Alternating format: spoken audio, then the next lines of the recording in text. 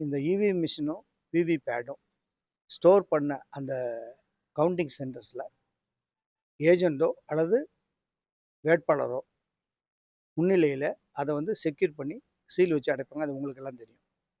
அப்படி எல்லா ஜிசிடியில் government college of technology கோயம்புத்தூரில் கோவை மாவட்டத்தில் 10 சட்டமன்ற தொகுதிக்கு அங்கே அதை ஸ்டோர் பண்ணியிருக்காங்க. அப்போ 124 வால்பாறை கான்ஸ்டியூன்சிக்கு அங்கே ஸ்டோர் பண்ணியிருக்காங்க. இதில் as per the election commission guidelines கேண்டிடேட்டோ அல்லது ஏஜென்ட்டோ அல்லது நம்ம கேண்டிடேட் அப்பாயின்ட் பண்ணுற அந்த மற்ற ஏஜென்ட்ஸ்களோ ஒரு குறிப்பிட்ட டைமில் போய் பார்க்கலாம் அப்படின்னு சொல்லியிருக்காங்க. ஒரு டோர் அதில் வந்து கிராஸ் பார், அதாவது சீல் வச்சுட்டு இப்படி ஒரு சில ரீப்பரும் இப்படி ரீப்பர் வச்சு அடைப்பாங்க அந்த டோரை. அதே மாதிரி விண்டோவும் அடைப்பாங்க. ஒரு இடத்துல அந்த விண்டோவை இப்படி கிராஸ் பார் போட்டு அடைச்சிருக்காங்க. ஆனால் அதுக்கு நேராக கீழே உள்ள டோரில் சீல் அரக்கு வச்சு சீல் வச்சுருக்காங்க. ஆனால் இந்த கிராஸ் பார் அங்கே போடலை. இந்த இடம் ரோட்டுக்கு பக்கத்தில் இருக்குது. 2 போலீஸ்கார் தான் அங்கே இருக்கார். அப்போ இது ஒரு செக்யூரிட்டி லேப்ஸ்.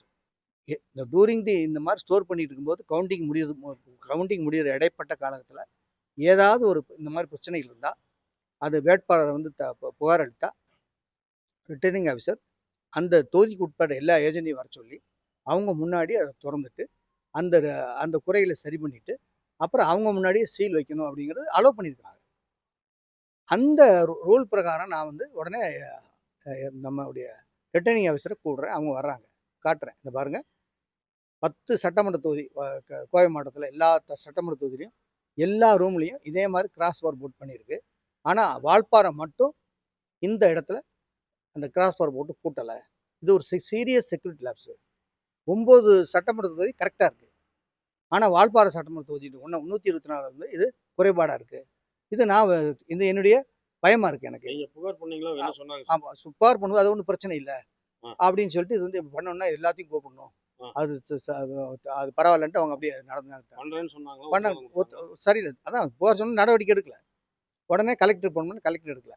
அப்புறம் கலெக்டர் பிஏ லைன் வந்தார். அப்போ நான் சொன்னேன், இந்த மாதிரி இருக்கு அப்படின்னா, சார் இது ஒரு பிரச்சனை இல்லை அப்படின்னா. பிரச்சனை இல்லைங்கிறது எனக்கு நீங்கள் சொல்லலாம், ஆனால் கேண்டிடேட் நான் கன்வின்ஸ் பண்ணலாம்.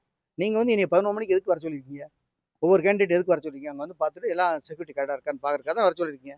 அப்போ இங்கே ஒரு குறை இருக்குது, நான் காட்டுறேன், அந்த குறைகளை தீர்த்து வைக்கணும் அப்படின்னு சொல்லிட்டு எலெக்ஷன் ஜெனரல் அப்சர்வ் ஃபோன் பண்ண அவர் ஃபோன் சுவிட்ச் ஆஃப்.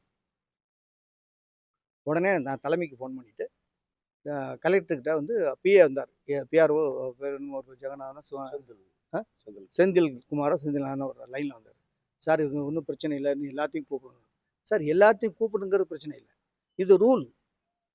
ஒரு வேட்பாளர் வந்து ஒரு குறைகளை சொன்னால் அதை தீர்க்க வேண்டியது உங்களுடைய ரூல். இது சம்மந்தமாக இமெயில் அனுப்பிச்சிருக்கேன். இது சம்பந்தமாக இமெயில் வந்து சீஃப் எலெக்ஷன் கமிஷனருக்கும் தமிழ்நாடு சீஃப் எலெக்ஷன் ஆஃபீஸருக்கும் டிஸ்ட்ரிக்ட் ரிட்டர்னிங் ஆஃபீஸர் கலெக்டருக்கும் ரிட்டர்னிங் ஆஃபீஸர் ஆனமலைக்கும் எழுதியிருக்கேன், அனுப்பிச்சிருக்கேன். ஆனால் இப்போ என்னென்னா இன்னை வரைக்கும் அந்த இடம் வந்து இதாக இருக்குது. அது பக்கத்தில் ரோடு இருக்குது, 2 போலீஸ்கார் தான் வந்திருக்காரு. இப்போ கண்டஸ்டிங் வந்து என்னுடைய வால்பாடு தொகுதியினுடைய 1,72,000 வாக்களில் 1,49,000 ஓட்டு அதில் இருக்குது. அதை பாதுகாக்க வேண்டியது இந்த எலெக்ஷன் கமிஷனுடைய டியூட்டி. அது அந்த செக்யூரிட்டி லேப்ஸ் இருக்கிறத நான் சொல்லியிருக்கேன், அது என்னுடைய உரிமை. ஏன்னா அது மக்களுடைய சொத்து, மக்களுடைய உரிமைகள். அதை பாதுகாக்கணும்னு சொன்னால் அவங்க வந்து யாரும் ஸ்டெப் எடுக்க மாட்டேங்கிறாங்க. இதனால தான் நான் என்ன சொன்னேன், யாரையும் நான் குற்றம் சொல்கிறதுக்காக சொல்லலை. உடனடியாக இந்த நியூஸை பார்த்த உடனே கலெக்டரோ சம்மந்தப்பட்டவங்களோ உடனடியாக எல்லா ஏஜென்ட்டையும் கூப்பிட்டு ஏஜென்ட்டுக்கு முன்னாடியோ அல்லது கேண்டிடேட் முன்னாடியோ அந்த